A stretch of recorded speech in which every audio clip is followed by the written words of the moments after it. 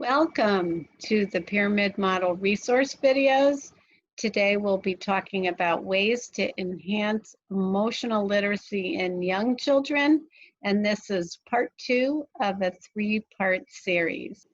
These resource videos are brought to you by the Connecticut Office of Early Childhood and the Connecticut Pyramid Partnership. Today we'll be joined by Yola Borto from ECCP. This visual here can be found on the challengingbehavior.org website. Both of these visuals, actually, the feeling wheel and the This Is How I Feel Today visual chart. It can actually be a great tool to use to do some feeling check-ins in the classroom. So you might want to post this maybe right where your children are coming into the classroom in the morning. You might greet them and then ask them to do a feeling check-in and show you how they're feeling that day. A great thing about using a visual like this, in addition to exposing children to lots of feeling words, it really teaches them that their feelings can change throughout the day. And that is an important lesson.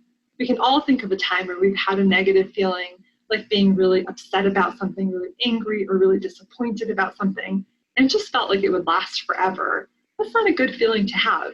And so thinking about this idea that our feelings can change and starting to teach children that while it's okay to have these feelings, once we recognize this feeling, we can start to do things to help our bodies feel better, like taking deep breaths and other strategies that will be covered later on in this training.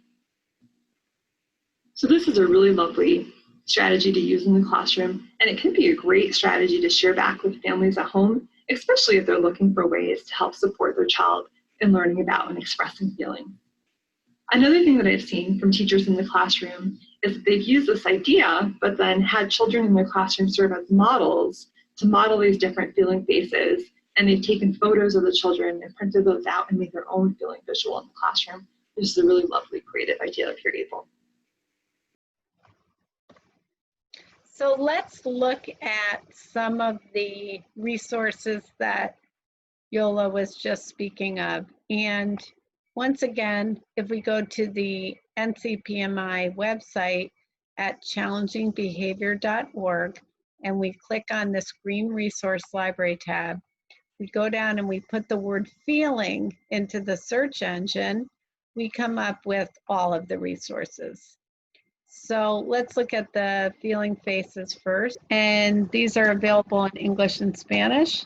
They give you some ideas about using the feeling faces and how they can assist children with understanding their feelings and the feelings of others. It's important to teach children words to use to express feelings to replace the use of challenging behavior. And the feeling cards that follow can be used in a variety of ways. So they give you all of the ideas about it and some activities you can do. And then you'll see how many different faces they have now. So wonderful pictures of all different children showing you different faces. So a lot of these are new resources if you haven't looked lately. You can get the large cards. So those again, same thing, they're going to give you some ideas. You can do the feeling cubes activity, which children love, and it's great for adults too.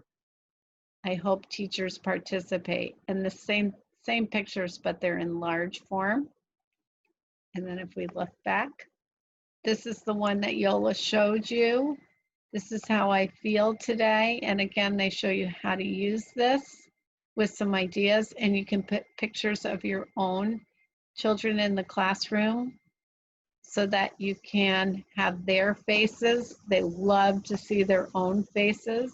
And then the new feeling wheel. So instead of those faces that you saw on Yola's wheel, there's now the wheel with real faces. So you can put a little arrow in here and the kids can point to how they are feeling. And then the last one is the feeling sign-in chart. So again, they give you ideas for using the sign-in chart. And the nice thing about this, so they have 4 options: happy, sad, mad, and tired. And you could actually put whichever ones you want, but I do recommend using just a few of the emotions and you can use the same 4 for 2 or 3 weeks, and then maybe swap out 4 different emotions so the kids are learning different emotion words every 3 or so weeks.